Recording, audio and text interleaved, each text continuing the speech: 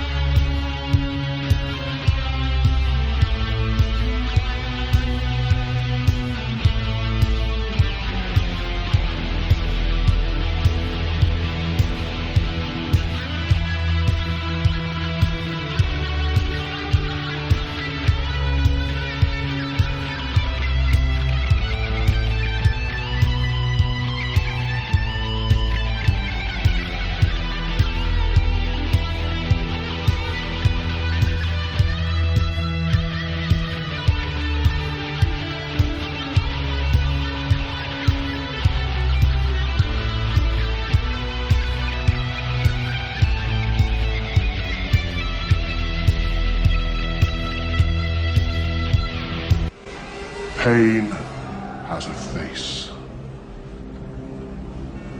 Allow me to show it to you. I am pain. Good evening, boys, girls, ghosts, ghouls, family, and friends. Welcome to this week's episode of Sacrificial Terror Podcast. I am Sam, I am Mason, with the always beautiful and fabulous Miss Zombie Barbie. And my brother from another mother, the incomparable Mr. Robot himself, Lance Wagner. Uncle Dokley, I'm here. Howdy ho, neighbor.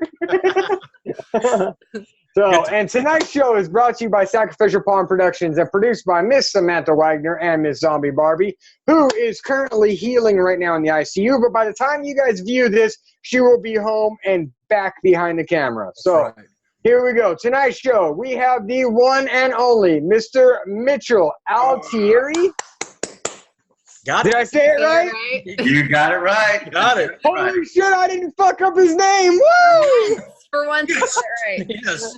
I usually butcher everybody's name, but we talked about this before you came on camera. So, and he is known from the Night Watchmen and a whole lot of other stuff. So, guys, we're jumping right on in. Mr. Altieri, welcome to the show. Thank you so much for having me. It's a pleasure. So awesome. I know. Fuck. The Night Watchmen. I have seen Yes. it so many fucking times. I love that movie. Well, thank you. Thank you so much. I absolutely love that movie. It's so Yeah, that was a fun piece. You know, it was so, you know, I've been doing a lot of work with I have to, you know, say his name because he's been very good to me. A very good producer named Jeffrey Allard, and he did. If I don't know if you guys know his name, but he was the guy that started. You know, let's not be mad at him, but he did the remakes for the Texas Chainsaw Massacre. Oh, He did, yeah. the Jessica Biel one, and then the beginning. I think it was. Jordana Brewster one. Yeah, exactly. Right. But he's produced all my movies, and so from the beginning, Jeff and I have done quite a few films. I did a movie called The Hamiltons, and which was distributed by Lionsgate, and I met Jeff through that, and then from there, you know, we did. The Violent Kind, which was the Sundance, and then Holy Ghost People, South by Southwest, and you know we just kind of kept rolling, and then after that he was producing the Night Watchmen, which was going to be directed by Eduardo Sanchez, who you guys probably know from the Blair Witch Project. Yes. Mm-hmm. Wow. Eduardo had to step out. He was gonna, he did do some TV work for Rodriguez, the Dusk Till Dawn TV show on El Rey. Mm-hmm. And they brought me in, and I came in and kind of said, I really want to go super 80s with this thing. So hopefully that was fun. It was fucking awesome. Yeah. I love it. It totally came across there. Yeah. I love the blood was all. I was all about the blood. I couldn't get enough of the blood. Yeah. Oh, we kind of had a quick conversation about this, but the actors hated it. Like, I bet they did. they had to, every day they were coming in, and the makeup team would just put blood back on it, and it was freezing. So we were doing this in one of the worst winters in Baltimore that you've ever seen, and like they were just dousing them in blood nonstop. And I mean, kudos to the actors. It was great.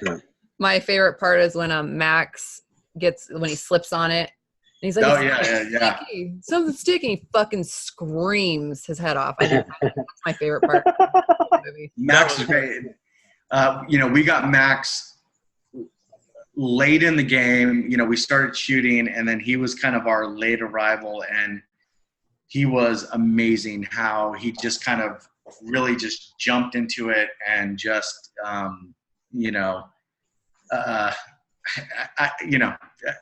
for myself, I don't even know how most of these actors do it, but they get into it.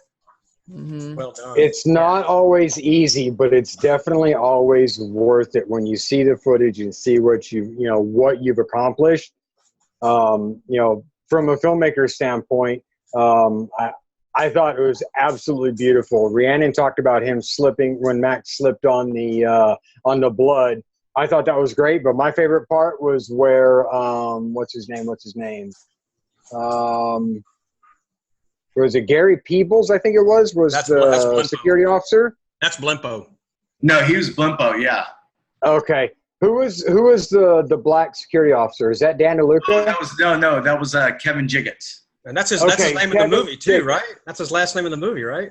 Oh, okay. Yeah, here he is right here. Kevin Jiggets. Okay. Yeah. When he plugs the bullet hole in the zombie or vampire's head was great. Because it was funny. It's like I thought of like being a kid, like when you have the sprinklers going and, you're trying to get to it, before it, to shut it off or whatever. Yeah. I worked in construction a lot of time, and so you're like going for like that water leak, but it keeps spraying. You can't get over it. It's great. They were covered in blood. That was awesome. It was like, so the assistant director, who is by far, he directs TV shows now. He came on to AD this movie just purely out of a favor for me and for Jeff. And at one point he goes, are you serious? Like, you're just going to let that much blood shoot out of somebody's head? And I literally went like, well, it's also a movie about vampire zombie clowns. Like, really? You really care that much blood's going to come out? Like, just go for it. Like, let's just do it. All right, let's do it, Hey, question about Blimpo, Mitch.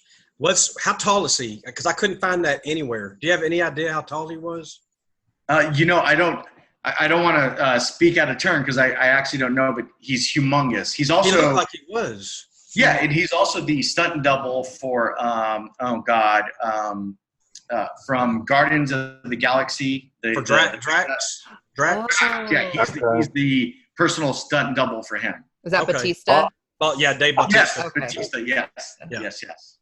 That's a big dude. Damn, hell He's yeah. a big. I didn't know if that was camera tricks by you or something, but he looked like a really, really big person. No, he is the nicest human being you've ever met in your life. That's but cool. He will rip your head off.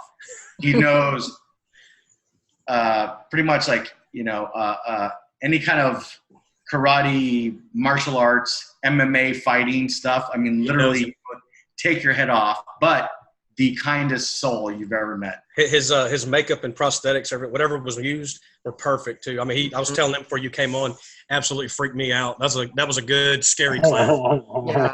Yeah. For one being undead and stuff, he was right. good. Well, he did. It was almost for him. It was almost like 2.5 hours. Wow.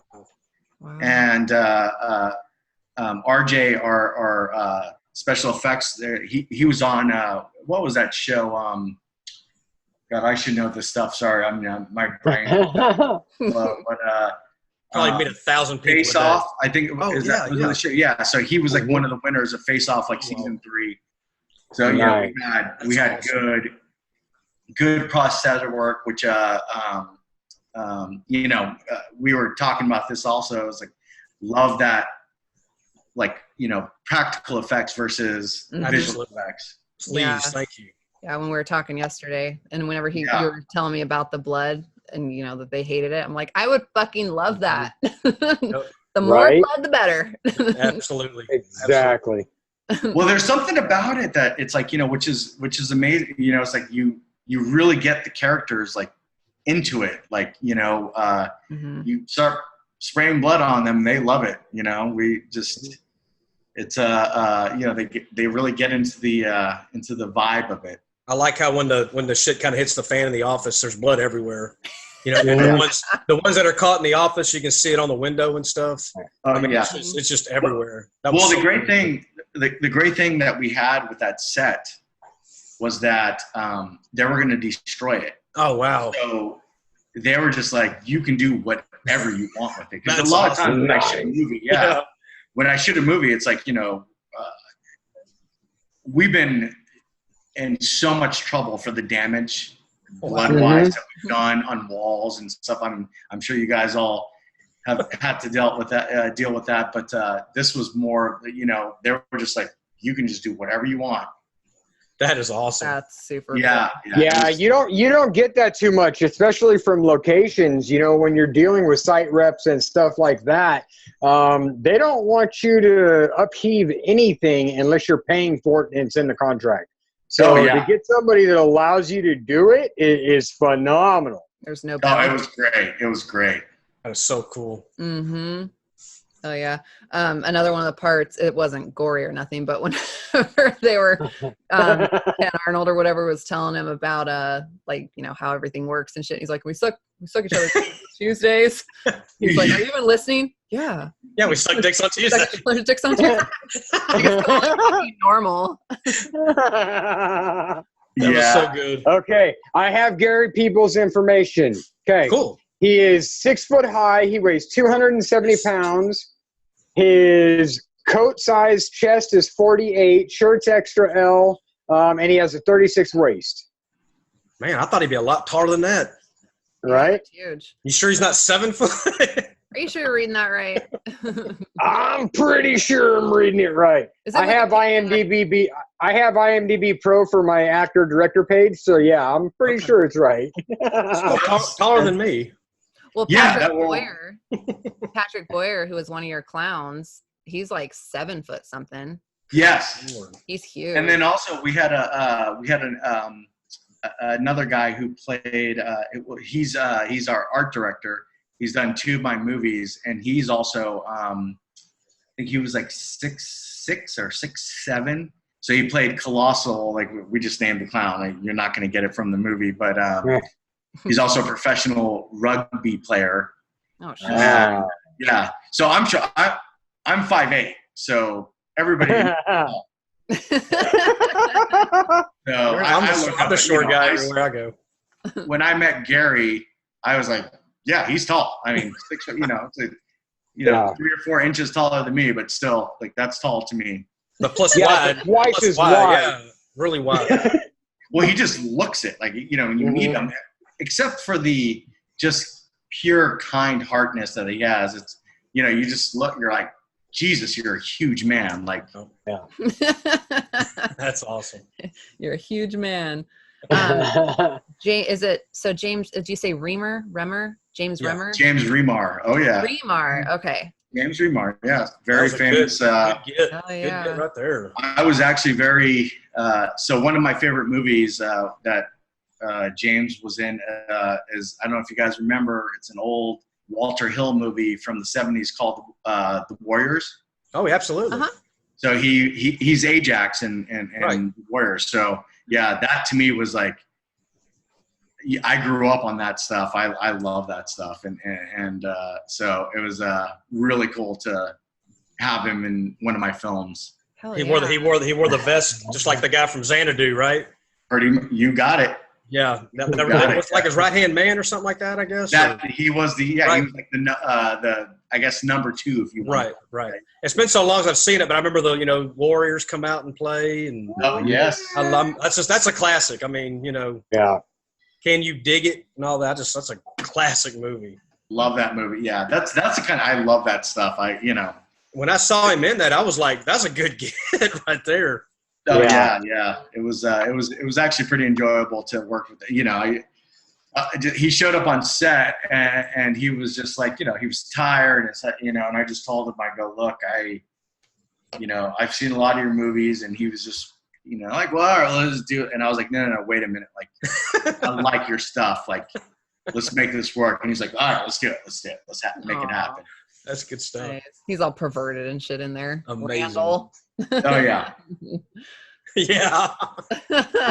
Well, and that was really a lot of his doing. He really wanted to do it. Like he goes, I've just never, he's played, what was it?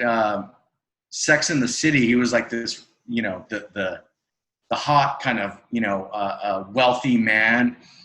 And so he was just like, I really haven't done anything like that pervy before. So I was like, again, it's a movie about clowns that are vampires, and you just do whatever you want to do. Like, just have fun with it.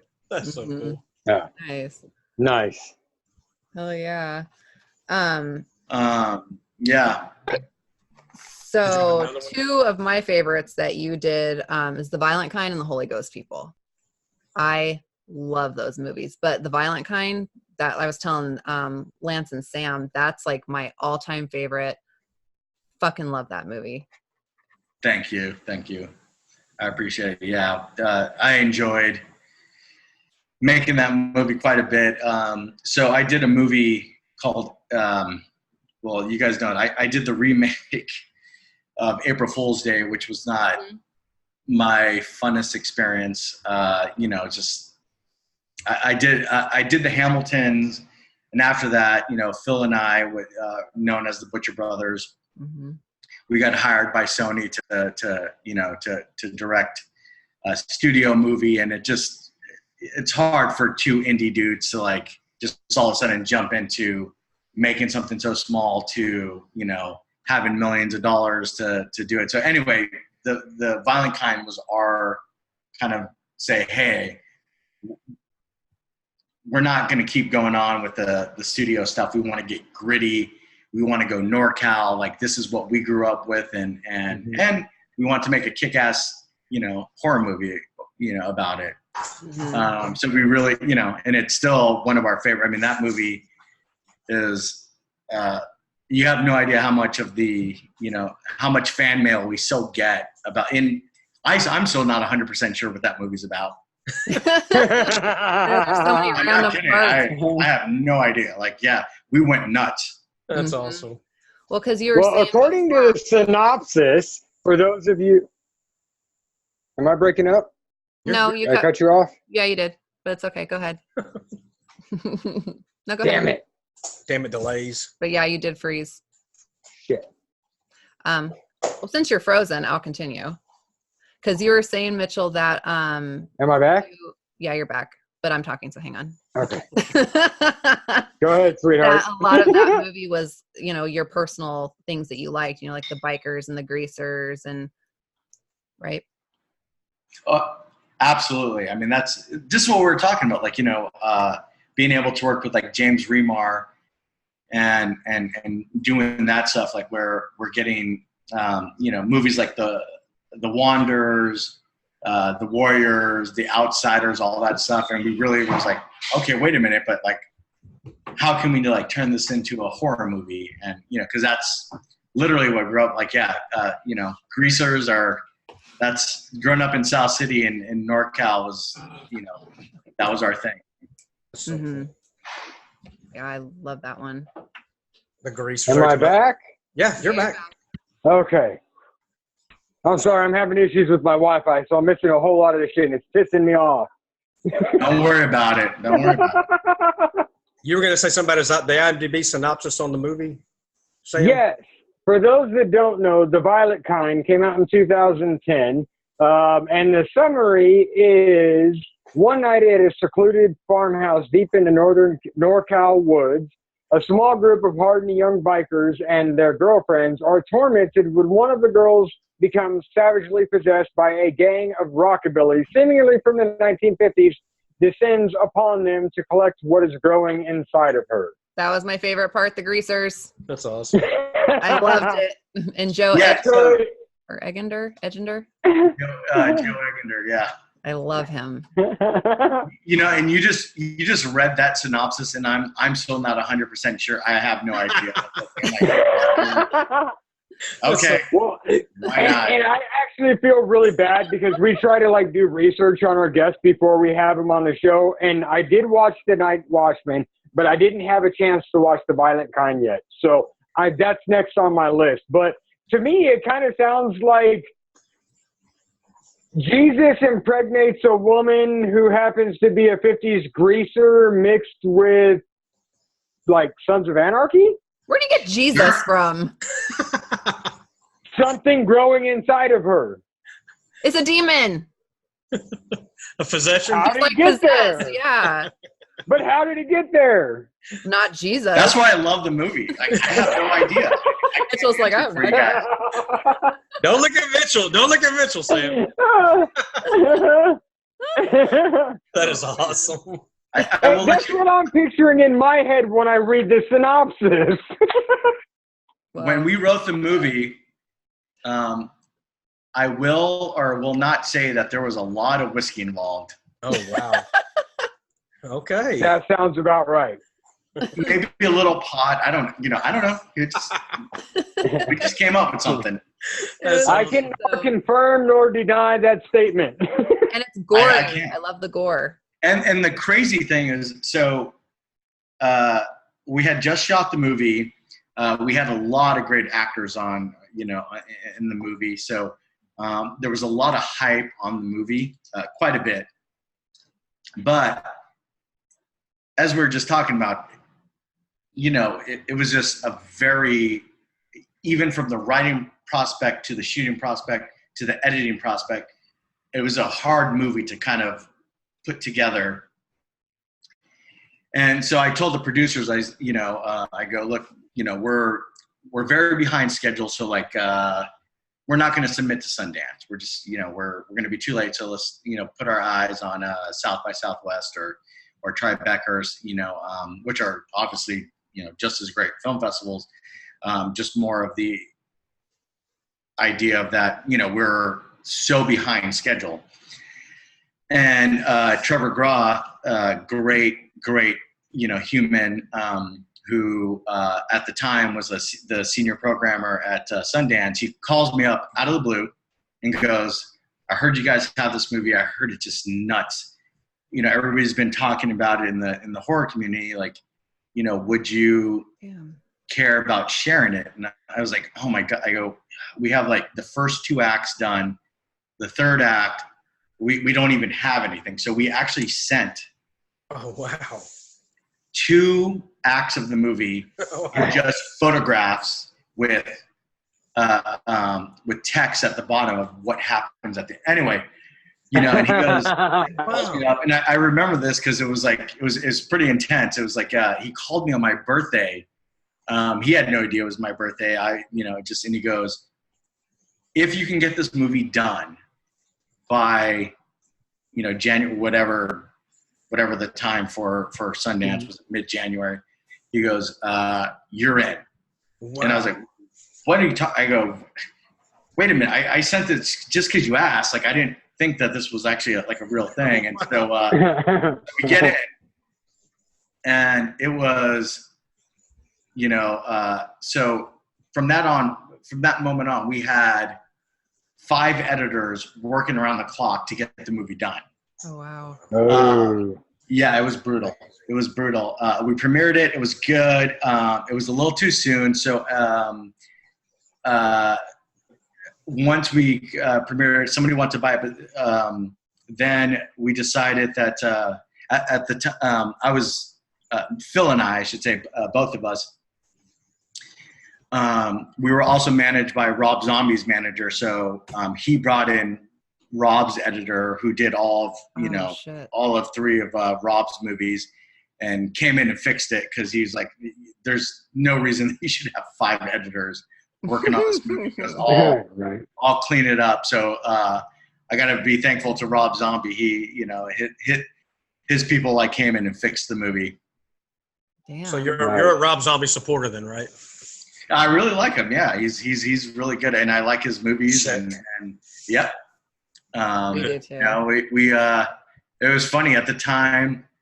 We had all these musicians, so we were editing the movie out of Les Claypool's offices from Primus, and then having Rob Zombie's people like fix the movie. It was like, I was like, where are all these musicians coming from? Right? That's Dude, that's cool. awesome. I'm trying to get a hold of my executive producer has been in talks with Rob Zombie's publicist to try and get some of his music for our film. So that's one of the things we're trying to do. As an indie guy, it's not always that easy trying to reach out to people that don't know who the fuck you are. So It's awesome. Yeah. I mean, we were like fortunate. It was just like our NorCal connections just got us in through Les Claypool, and Les all of a sudden came up to us and he's like, just saw how hard we were working, and he just turns to us and us just all growing up here, being huge, Primus is awesome, and he goes, pick any song, just do it, just pick one song, and you get to use it. And I was like, are you Les Claypool just walk into the office here and just offer us any one of his songs? Right. Oh man! Winona's Big Brown Beaver wasn't one of the options. That's the only one I remember. I remember that when I was in like 6th grade. Other than the South Park. Oh my god! Jerry was a race car driver. He drove so goddamn fast. He never did win that checkered flag, but he never did come in last. We were and the great thing about it was like, sorry, my bad. It's okay. We'd be editing the movie and they'd be practicing in the next room. So like, we're like, hell yeah, we're going to have like a Primus song in here. It's like, we get to listen to guys. That's so badass. See, that's something I like about all. That was a good time. That went like from Rob Zombie to Les Claypool to Sundance to Fantasia to Fantastic. We're like, well, this was just like a creepy ass movie that we still have no idea how that all came together. But it worked. It did. Here's a shit ton of footage. Here's a guideline. Put this together, please. And you did it. Somehow it came. I still don't. I know I'm like sounding like a broken record, but it's the honest truth. I could put Phil on the phone right now, and he'd be like, "I have no idea." Like, it just somehow. Right. That's awesome. That was a little bit different. So, you were saying that you liked Holy Ghost people. I was a lot more committed to that. Like that, I was like, okay, I know exactly what I want. Right. That was a whole different beast for me. It was, The Violent Kind was so wild and whatnot, but Holy Ghost people was, to me personally, that's like kind of my personal project, that the photography, the direction, all that, like I really love that movie. Mm-hmm. Yeah, no, I liked it too. And I did I know I've talked to you before about it, but having Joe in those movies, I really like him as an actor. He's amazing. Yeah. And he just did those parts so well. And I liked how you did him rockabilly in both of them. Like you had like the kind of rockabilly shirts and. I know at one point he's like, dude, what's your obsession with me in a pumpkin? I was like, it looks good. It fits. It just fits. Yeah, it looks awesome. I know we had talked before, but I can't remember what you said. But like with the Holy Ghost people, because I was raised Pentecostal, so that kind of weird shit is like what some of those people actually do. Did you say that you were Pentecostal or you were into that? No, I'm Italian and Brazilian. I grew up Catholic. Okay. Which is probably the same creepy shit. So every religion has it at some point. It really does. I was just actually fascinated with it and, loving rockabilly stuff. Like, so, obviously I like Southern stuff. Mm-hmm. But yeah, no, it was just very much inspired. There is a documentary. It's a 50 or 60-minute long documentary called Holy Ghost People. So you can look at it. It's on free domain, public domain. Public domain. Yeah, and you can look it up. And this documentarian went in and actually shot it. And so we really I saw that and I was like, we can make like a great horror film. Mm-hmm. And somebody just made another horror film. I don't even know the name of it, but it's just like Holy Ghost People. They, so it's, I feel like it's we're the only few films that have done it, but it's a definitely that as you're saying, you grew up Pentecostal and we never really want to ever make it feel rude to people that practice that religion. We did not. That was never our intention. It was just more of the idea was with anything, with growing up Catholic, that sorry, there's some noise over that people just get a little mindless when it comes to religion, and that's and regardless of what religion you're I grew up in Catholic schools and thank God I'm out of that. All right. So would you say you're a recovering Catholic then? I'm a non-practicing Catholic. My parents probably would punch me in the face if they heard me say it, but it just I don't even want to get too preachy or anything like that. But organized religion to me is just makes a mess of our world. Yeah. And again, I didn't, none of my movies have nothing to do with, if you have religion, that's fine. I don't, it's just not my thing. Yeah. I got you. Back to the music part real quick though. I've always loved how the music that you add in all of your movies, you seem to have like a theme that you do. And I like that. You always have that fast kind of, not punk, but kind of punk, and you just have that fast, I just love it. And you always put a lot of music in. Yeah. So the Violent Kind was actually, we were very fortunate. Obviously, having Rob and Les behind us was one great thing. And then we also got this company. God, they were out of Sweden or Denmark, and I should know this. Sorry, guys, but I just wrote a World War II script. That's for real, and my brain's a little mush right now. I just spent a year writing the script, which we'll talk about later. But so this company, wherever, out of Sweden or Denmark, wherever, they had bought so many songs from the 50s and 60s where, all these musicians would record music. They would just do it. They would pay $5. They would record a song and then leave. And, there was no rights to it. There was nothing. And so they had such a huge library of amazing music. It was, and we got just to pick all this stuff. And, we were, getting the rights to these songs, it was great. Nice. That's awesome. Yeah, it was really cool. And I still listen to, I throw in the music. It's, I'm just going to say Johnny Cash. I wish Johnny Cash was my godfather. That's awesome. Oh yeah. Sam's wearing the shirt. That was so cool. Yeah. Oh shit. Yeah, how about that? Sorry for swearing, but let me see that shirt again. Can I see a shirt again? Dude. The man in black. That's right. That's yes, sir. Man. That's awesome. That is rad. Good job wearing that today. Yeah. I don't know if you see my thing right there. It says sick boy.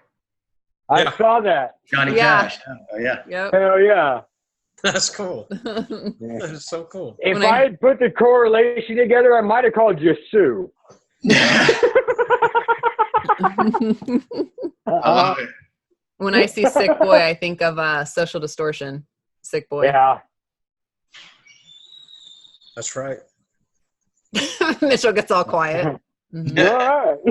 Yeah, hey. Respecting Johnny. It's like, okay. Oh man. So with that, what is it? Starlight? Is that what it's called? Where you That's a had new movie, yeah. where you had Scout. Starlight's currently in post-production. Yes, and- we just finished it. And unfortunately, I can't say where we're premiering because it's too new, but it will be premiering pretty soon. And but yeah, so I got to work with Scout again, the same Rob Zombie connection, Mhm. and yeah, that was a fun movie. That I went for that very late '90s kind of vibe. Okay. Nice. Is it a horror movie? Oh yeah, I know it doesn't sound like it. We try to we try to change the title so many times, but we just Starlight just kind of stuck, you know. Mhm. So it doesn't sound like the most vicious name that you can kind of come up with, but yeah, it's pretty violent. Awesome. Lots of blood in it. I can hope for. You know, no, it's a little bit more. It's a little bit more like the late '90s kind of vibe. Oh, that okay. you know, it's like The Faculty, Okay. urban Okay. legends, and stuff like that. So it's more of Mhm. like situational stuff that kids are into. Or, you know, kids being in, you know, that stuff. But it's not. Yeah. And I'm a co-director on it. You know, I got to give more credit to Lee Cummings, who this was his first, you know, directing. I was just kind of like more of a mentor on the project. Okay. Cool. Nice. So when you said Okay. you worked with Scout again, what else was she in that you worked on? April Fool's Day, the Sony project. Oh, okay. So she came off it right after Halloween. Before Oh. she jumped off Halloween, came and did that, and then went and did the second Halloween. Wow, good for her. That's awesome. That was, Nice. Oh, that was she's great. Yeah. Before 2010, then? That would have been before 2010? Oh yeah, this was Yes. 2008 or 9. Yeah. Okay. Yeah. April Fool's Day was 2008. Okay. Okay. Gotcha. Yeah, and then we did, and we actually took some people off of April Fool's Day and did The Violent Kind. Taylor Cole, she came up and did, she came up to NorCal and did The Violent Kind with us. Oh, okay. Nice. And so did all the Joe Eggener, Brett Roberts. Brett Roberts, he's like the big tough guy in the movie.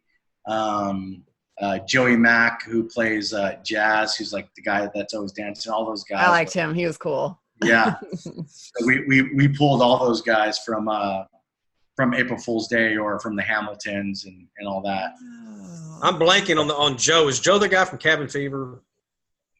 No, so Who am I thinking of? You're talking about Jazz, right?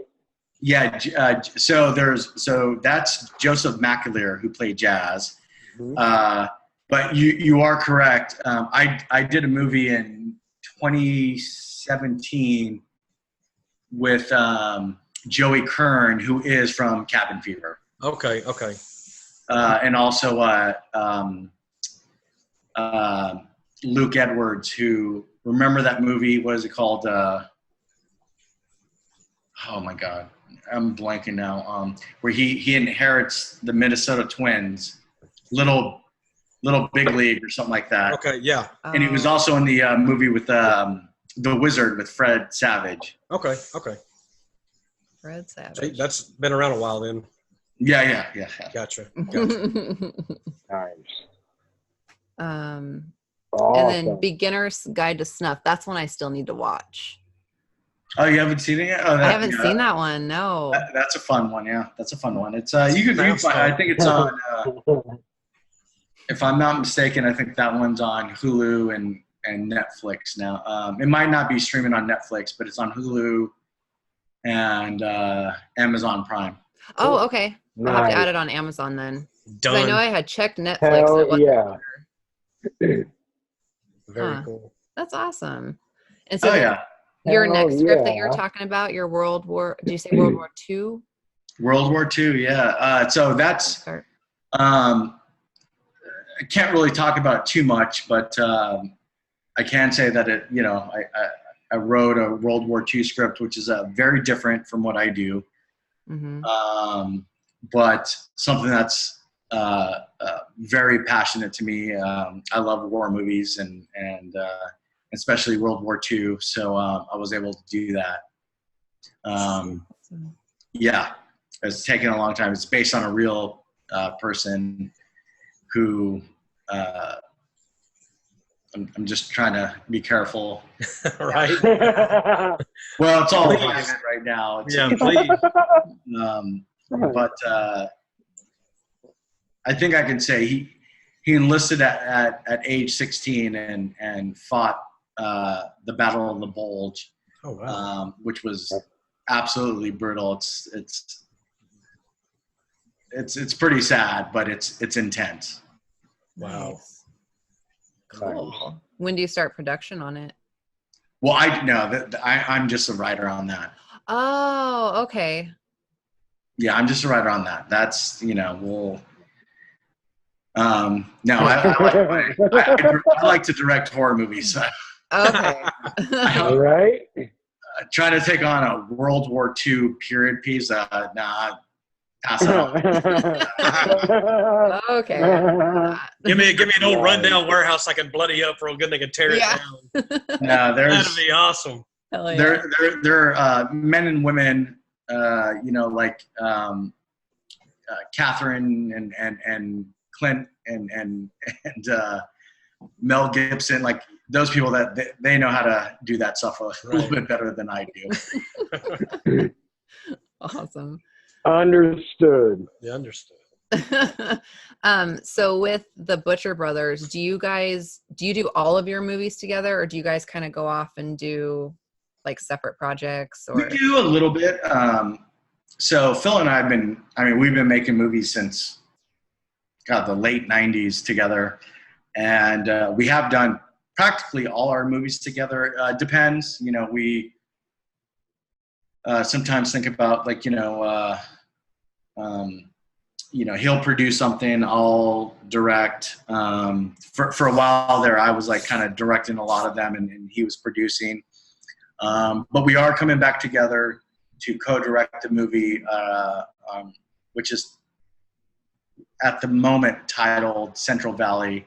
That may change, so don't hold me to it. That's just what we're calling right now.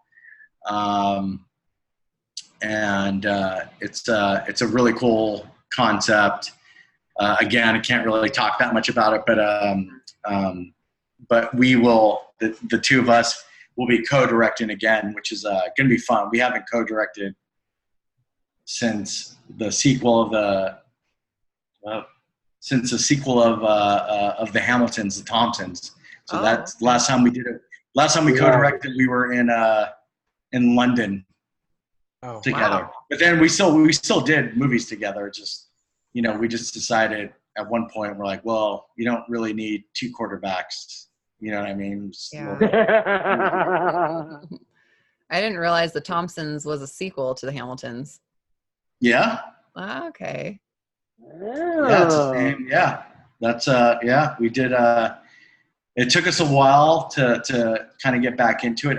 People really were pushing us to do a sequel to the Hamiltons, and but we ended up doing about 3 movies in between, and then finally, so the Hamiltons was a really big success in the UK. So then Lionsgate UK invited us out and just told us to make a movie. Wow. Nice. Yeah, so half the cast is actually more than half the cast. They say half the main cast is British, but pretty much everybody else, with the exception of the Hamilton family, it was all British. Huh. That's awesome. That's another Do you one. have connections to Lionsgate? Do you have connections to Lionsgate altogether, Mitchell? Yeah, so they we were very fortunate that we shot this little movie called The Hamiltons. It premiered at Santa Barbara, and they came in and swooped it up and bought it, and then put it together with are you guys familiar with the 8 films to die for? Oh yeah. Yeah. Mm-hmm. Yeah. So we were already Lionsgate already had bought the movie, but they allowed them to have, I think, 3 of their movies in the whole group, and then they put it out in theaters and all that stuff. So from there, we became very friendly with Lionsgate. I love them. That's one of my favorites because of Rob Zombie. That's why I love Lionsgate so much. Absolutely, yeah. Every time I see their logo, I'm expecting some gore. Yeah. Hell yeah. Every time. That one of the companies I'm trying to get hooked in with. Yes. Yes. They're a good company. They're actually good people. Good deal. I want to work with Rob Zombie so bad. Yeah, he has the new one, right? The 3 from Hell. 3 from Hell, yeah. Got my tickets already. Me too. So it's really out. It's coming out now. In less than a month. That's how mushy my brain is. I have no idea what's like coming out. You've been writing, so you have an excuse. Yeah. And I've you've been been yachts. here. You've been in a yacht too, so I saw that. you saw the TV. All right. I'm stalking you, Mitchell. I got that was my private celebration for finishing the World War II script. That's awesome. Oh, Nice. that's badass. I could do a yacht. I can't do all the fishing and stuff, but I could do the yacht stuff. That'd be cool. Just like I did. Yeah. My girlfriend was very happy. She's like, "Oh, we get to." She's like, "I haven't seen you, but I was like, we get to do like a yacht trip." She's like, "All right, I won't be too mad at you." Like that'll work. So what'd you do with your puppy when you went? My puppy? Yeah, your new dog. Oh my God! You call him puppy? He's huge, but he's still a puppy. He is still a puppy. My mom took care of him. Good. But it's so funny when people call him a puppy because I'm like, he is a homeless man that lives in my house. I call him a boy. What is a Literally Is it a mastiff? He's half German Shepherd and half Great Dane. Oh my! Oh, That's a big dog. Floyd. I mean, all he really needs to do is he's like the Black Widow character, like smoking out of the. That's True Romance. Literally, he takes up that much space in our house. He's like, what puppy? That's Yeah, when you said puppy, I was like, oh, yeah, the homeless guy that lives in my house. wow. Oh, man. He's so good, though. Well, at He's a least you're great kind dog. enough to put up the homeless guy. Squatter. Yeah. He's a damn squatter. Yes, Yeah. Hey, so Nice. just real quick, Mitchell. One thing I did think was cool from the Night Watchmen was you actually set somebody on fire. So when you're filming that, are you watching that? Are you pensive because you're like I'm lighting somebody on fire for my movie, or does that you just gotta hope they know what they're doing? You just kind of. The stunt team was amazing, which Gary is part of. They're a very good stunt team, and I'm also like, you gotta think I'm like behind Video Village, so at a certain point you're also you're just watching, you're like, holy shit, this is real. Right. Like, oh my God, there's like literally a man on fire. I gotta get my shit back, and Hell yeah. so the team came in and sprayed him down, but nobody can yell cut, nobody can say a word, you have to be absolutely quiet. So the stunt team can, so they can hear stuff people are talking. It's, you know, confusing. Right. It's, so at one point, like, you know, everything's quiet and you're like, is he, and he wasn't moving. He wasn't doing anything. Oh, wow. Like, oh my God. Like what, you know, what's happening right now? But it's, you know, you just got to trust your stunt team. Right. And they knew it's like he popped back up and he was happy. And, He popped up. I'm good. I'm yeah, not he dead. was like, yeah, he was like, hey, cool. I'm like, he's got the fake orange afro thing, and I'm like, you know, or whatever color it was like, that had to just gone up, just, you know, like how much fire retardant could be on that, you know? He also was wearing like a plastic shoe that like completely went up. Yeah. Yeah. Did you see that? Like it kicked out. Yes. Like, that was not. Nobody. That had nothing to do with the movie. It just. I did catch that. Jesus Christ! Like, you know. I thought for a second it might have been like he felt pain, so he kicked it off. That's what I had in my head, you know. It was gonna melt onto him. I mean, CGI is cool, but man, when you really catch someone on fire, that is. Yeah. I've always been fascinated with that since way back as a little kid. It's so much more fun. It's so much more fun to like actually see it on set. Right. You know? Right.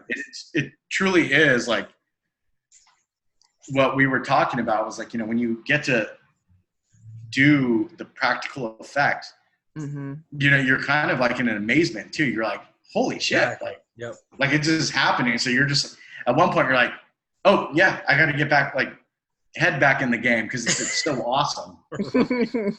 That's got to be tough for y'all as filmmakers. You're amazed at what you're seeing, but you're like, I'm doing something here. I got to make this, you know, make this believable. So I got to pull back as a fan.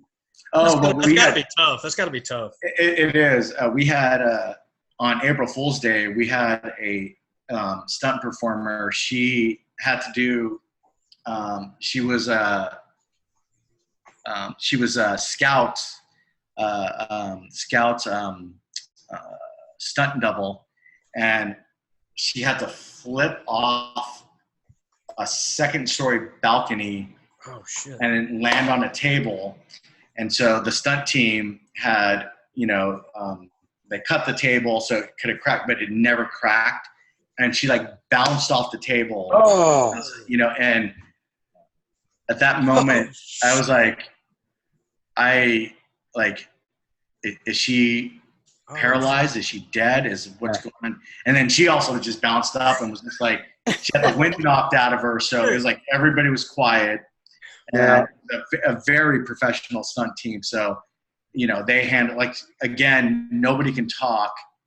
So at one point, for me, like, you know, I'm thinking like, if the MFers at the Academy will not recognize these people, it's unbelievable. I know. Yeah. They deserve it. Yeah. They deserve it. They deserve it. I mean, this gal was like, she was tiny, and what I saw her body go through was like insanity. And I was like, I mean, I couldn't believe it. She just, you know, like I said, like the wind was knocked out of her, but you know, after like a half a second, she popped back up, and I was like, I don't like you just won the whole production. Yeah, like, you're the winner. Yeah. You think they're dead? I've been around stunts almost my whole life. My dad was a precision driver, and you know, did stunts back in the day, back in shows like Fall Guy, Hardcastle McCormick, those kinds of shows. So you know, it was, you know, and Tommy Premia is a really good friend of mine. He's one of the leading stuntmen in Hollywood right now. And it's just, you know, the stuff that we go through as actors, and you know, for those of us that, you know, aren't well-known actors and do our own stunts and shit too, is pretty intense shit. So really is. definitely need to be recognized for, you know, the abilities that we have not to die on a regular basis. Right. And have health insurance. Yeah. Right.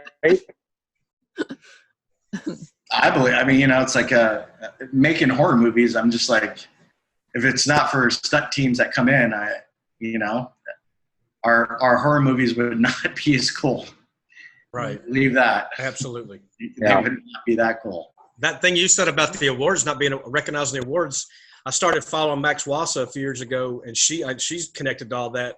And I noticed around awards time, she's always putting posts up like, you need to recognize these people and give them Oscars and stuff like that. And I'm like, I never really thought about it until I saw those posts. I was like, hell yeah. I just kind of thought they did get stuff, So being so naive to it all. You're absolutely right. Just like Gary, just seeing what Gary, who we were talking about, Gary Peebles, doing what he did for us on the Night Watchmen. I mean, I just, and then seeing what he did for Guardians of the Galaxy. It's, right. This man needs. I'm not saying he needs an award right away, but I'm saying like at least be recognized. Right. If they would just get nominated for, if you had a winner, but you had 5 to 10 nominees, get those names out, they get recognition. Absolutely. It'd be awesome for those people. They're really working their asses off. That's just the recognition of saying, hey, you guys actually make our movies. It's like, exactly. Yep. Yeah. That's so cool. That's so cool. Yeah. I mean, it's a big part of it. It's, it's like at least coming from, like I said, I'm not going to direct a war movie, but I'm sure the stunt team would probably be like 300 people. Right. Exactly. Right. Mm-hmm. Have no idea how they cannot be recognized for that. That's right. Need That's to so start cool. a movement. That's right. Right? Well, I think they have them.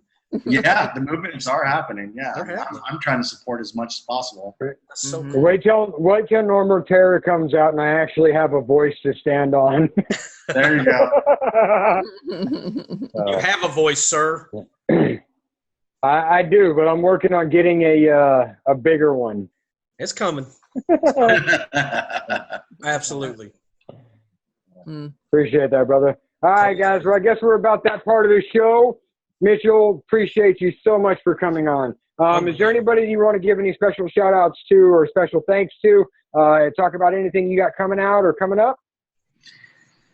Yeah, I think we covered it all. I guess I'll use this time to say support your stunt teams. That's awesome. Yeah. That is so cool. Definitely. Yeah. Mr. Lance Wagner. I just want to say thank you to Mitchell because that caught me off guard. I thought we were going to talk about his movies, and we talked about something that really I think needs to be talked about. So I really appreciate that. I hope Max Wasso watches this episode because she'll get a kick out of that. There you So- go. You'll I have hope to so. tag her. Yeah, I have to Tag her tag when her. it comes out. So shout outs to regulars again because they're always supportive. I think we're getting closer and closer to making an announcement. Should we make it now because it's not going to be out for another month or so? Yeah, let's go ahead and do it. Sam, are you there? No, his phone just died, so we'll just Okay. cover it for him. Okay, Thad, Timothy, Lance Dale, who we call Lance 2 on the show, and David Martin will have a podcast of their own coming out pretty soon. I guess we don't have to give the names or anything, just to, you know what I mean? Yeah, yeah. But just that they'll have their own podcast coming out, and they'll be under Yep. the Sacrificial Pawn Production. Yep. That's what we're under. So we'll be, what do you call it, sister podcast? Is that what you call it? Yeah, Same thing? yeah, I guess. So. Okay. Hey, help me out with that, Mitch, if that's wrong. No, I guess that's right. Sister podcast, brother podcast. Anyway, I don't know. They're part of the yeah. family. That's right. All right. So we got Damon Williams, who's also there in California with you, Mitchell. Daryl Hook's in California with you. James Blankenship and Scott Williamson, they're just real big fans of the show, and they're always real supportive, share our stuff. Mhm. Brian Clegg, whose artwork's back there, that's his Michael Myers and his Creature of the Black Lagoon. Tamara Glenn, who has just gone above and beyond for me here lately. She's going to be at one of my favorite conventions in Texas in February, and she made sure she kept a secret from me and then told me about it. And then today she met up with my friend Ty, who has his own little column on a awesome group called Cult Classic Horror Group on Facebook. He's a great guy. They got to meet today, and they tagged me on that Nice. post. And then Tyler Shacone had a birthday this week, so happy right when that this past week. It was this week, yeah. Happy Okay. birthday, Tyler. A little late, but we got it in. Chris Attella does our music in and out. I want to say thank you for that. Matthew Price Thompson, who's probably working overtime now on the graphics because of the missing posters for Sam's movie. Yeah. So thank you, Matthew, at MPT Graphics. My wife did have a successful operation. They took out her spleen, part of her pancreas, 5% of her stomach, and a tumor. That's why they took all that stuff out, because a tumor was around it. Oh. And she, coming out of the anesthesia with the painkillers, took her breathing levels too low, so they put her in ICU.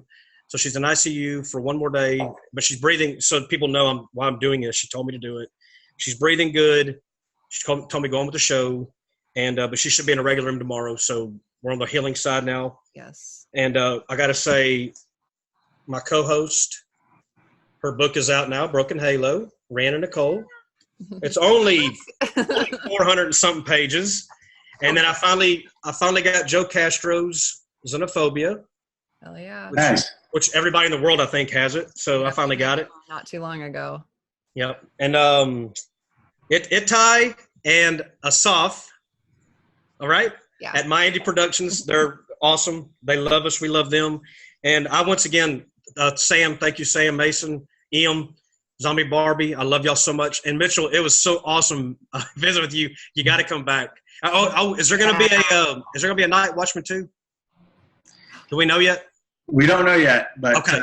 Let's keep it. And I also want to thank your own Zombie Barbie.